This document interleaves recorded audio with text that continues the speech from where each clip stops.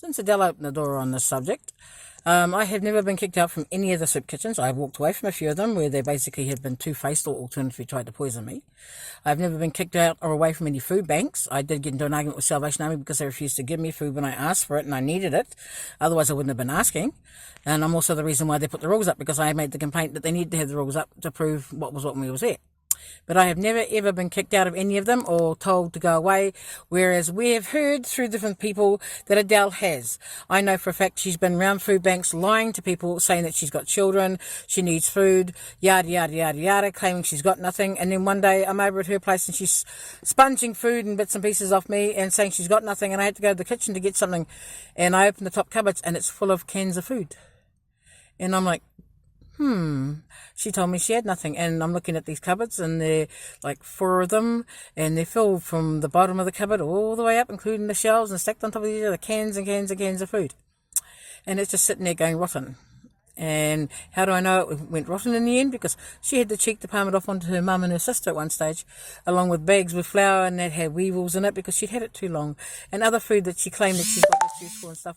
And again, no use to anybody else, because again, she's had it sitting in her cupboard going rotten.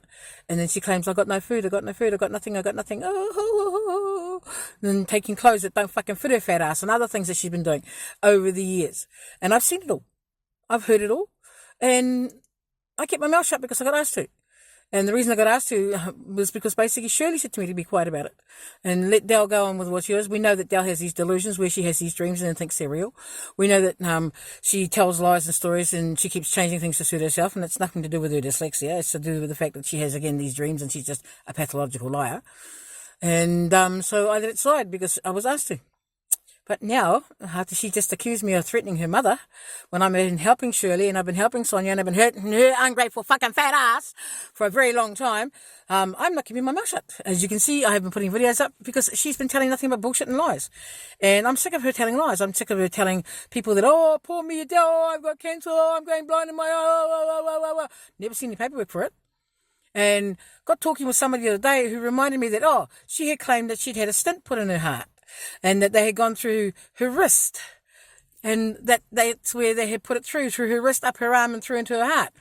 And I got wondering, like, okay, if that went through her wrist, then therefore logically there'll be a nasty wound on her wrist, and that could be the one that she's accused me of doing when she attacked me. Now, that's got people thinking about what she's been saying, what she's been doing, and other things as well. And waking up the fact that if she did have one done and she's got a wound on her arm, then that's where that's come from. Otherwise, if she's got a wound on her arm, it's self-inflicted. Like a lot of the other stuff she does, all self-inflicted.